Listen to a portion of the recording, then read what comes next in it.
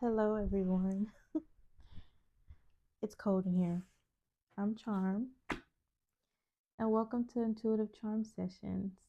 So, I'm starting a new series called Self Mastery University. It's time to face your shadows, heal old patterns, and turn them into real growth. Okay? I share tools, exercises, and tips to help you raise your vibration, trust yourself, and live with more clarity, joy, and freedom and peace every day. Thank you so much for showing up to class today. I'm so happy that you're here. I've written out my lesson for today. Chapter 1, Life Cycles and Embracing Change. So today we'll discuss the concept of cycles, impermanence, and the shadow of resisting change. The way that life is set up is in cycles. Like in the beginning, you know, there was night and day, days of the week, a woman's period, holidays, telling time, seasons, moods, relationships, careers. Life is full of cycles. That's how life works. Um, Change is natural and also inevitable. If nothing lasts forever, then why are you fighting it? Yeah, why are you fighting change? Your shadow is resisting change or feeling powerless. Your shadow shows up when you fight change. Instead of flowing, you cling, avoid, or deny. So we want to stop clinging, avoiding, and denying. Open yourself up to change. Be comfortable to change. I'm a little short of breath because this Palo Santo is strong. I was born early, so there's only so much my little lungs can take. They're sensitive. I also just ate and drank a lot of water, so I'm kind of full. So if I seem a little low energy, I'm not low energy right now. I got the itis. Okay, I literally just ate. So excuse me. Yeah, so oftentimes the exact things you don't want to do or fear is the exact things that will bring you freedom. You don't have to suffer through the ebbs and flows of life. Be okay with change. And just in case you're unaware of what a shadow is, like everybody has a shadow side. Um, your shadow side is fears or things about yourself that you don't want other people to know, things like that. So your shadow is not something you need to fix. It's an aspect of you that you need to constantly acknowledge to maintain the flow of life with ease. Um,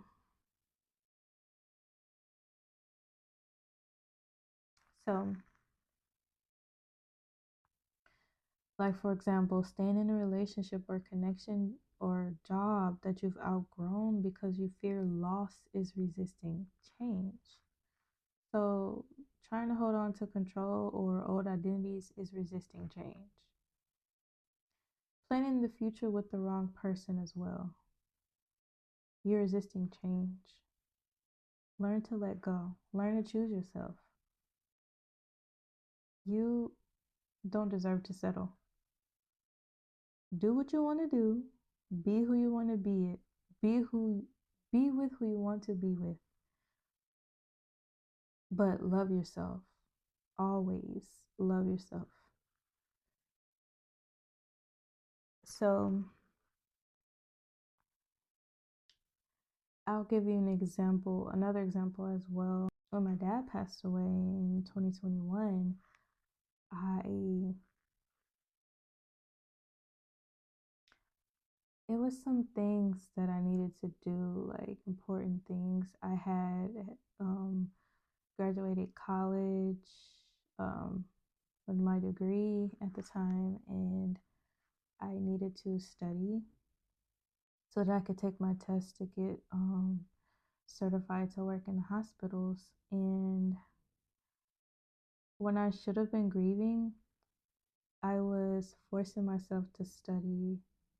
Um, at the time, I was drinking like a lot of tea, but like I was pouring gallons of sugar in the tea, like a ginormous, ridiculous amount of sugar in my tea. It was pretty bad. And I was just forcing myself to stay up at night. I didn't want to go to sleep. Like, it was a lot. And I was just trying to, I don't want to say it. Yeah, I think I was like avoiding grief, like trying to bypass it altogether. Like, I ain't got time for this. I got to do X, Y, and Z. I got important stuff I need to get done. I need to do this. And it was terrible. Like, I was staying up at night, forcing myself to stay up at night. And then whenever I would go to sleep, it was because I couldn't keep my eyes open any longer. And then during the daytime, I was crying because I was tired. It was insane. And during the pandemic, or no, this was like right after the pandemic. Yeah. It's very, very important to keep your heart open at all times. Embrace change. Allow yourself to feel, regardless of if the emotion is uncomfortable or if it's painful. Yes, it is painful. You have to allow yourself to feel your emotions. Energy is constantly moving. You can't stay stuck. You can't. You can't, I mean, you can, but why?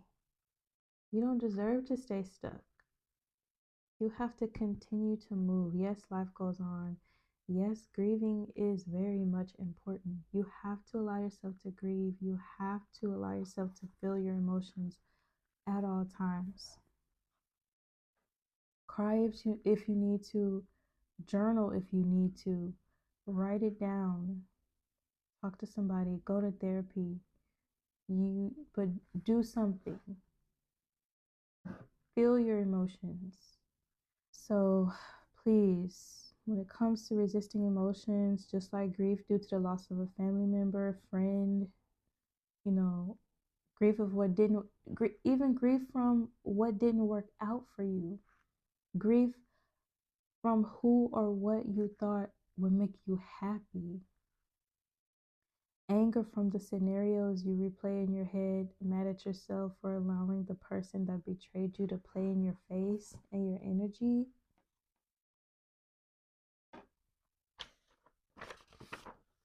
Or sadness from constantly having to protect yourself because your nervous system has never been able to rest or feel safe because of the consistent lack of true support, love, and recognition. You're tired. You just want to be seen. I understand. You have to let these emotions pass. Emotion equals energy in motion. Emotion is energy in motion. It's so important to let yourself flow through the ups and downs of life, through the constant changes of life, through seasons, eras, or whatever you want to call it.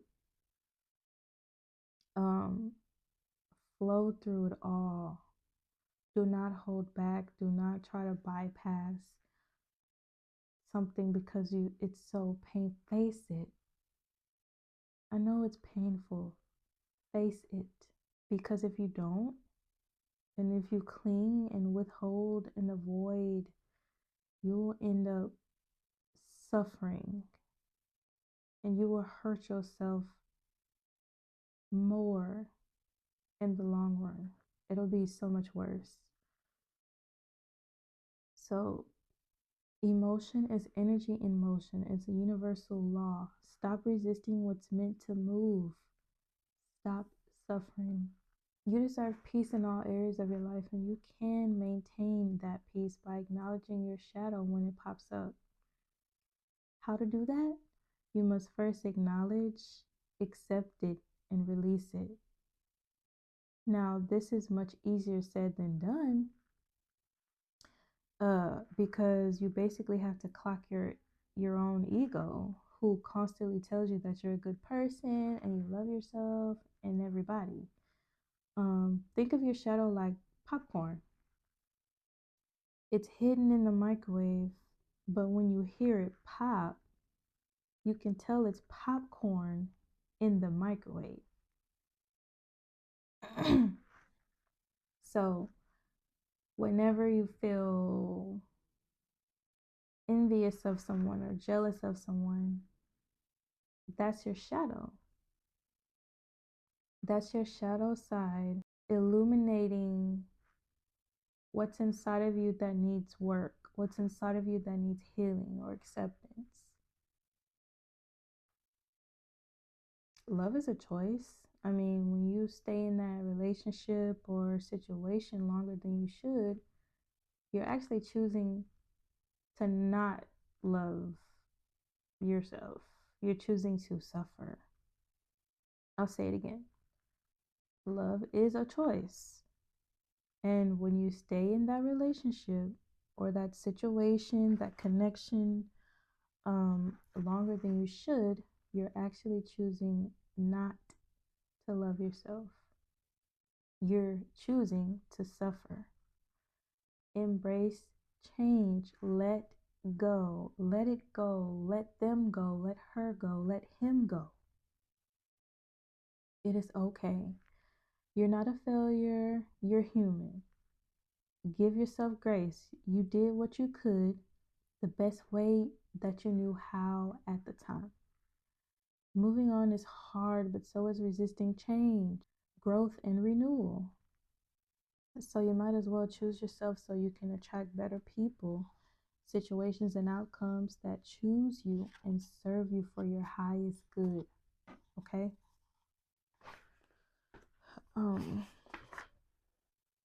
So that concludes the ending of chapter 1. Okay? And this chapter is called Life's Cycles and Embracing Change. We discussed the concept of cycles, impermanence, and the shadow of resisting change. So, your homework today is journal the patterns in your life and reflect on lessons learned from past ups and downs.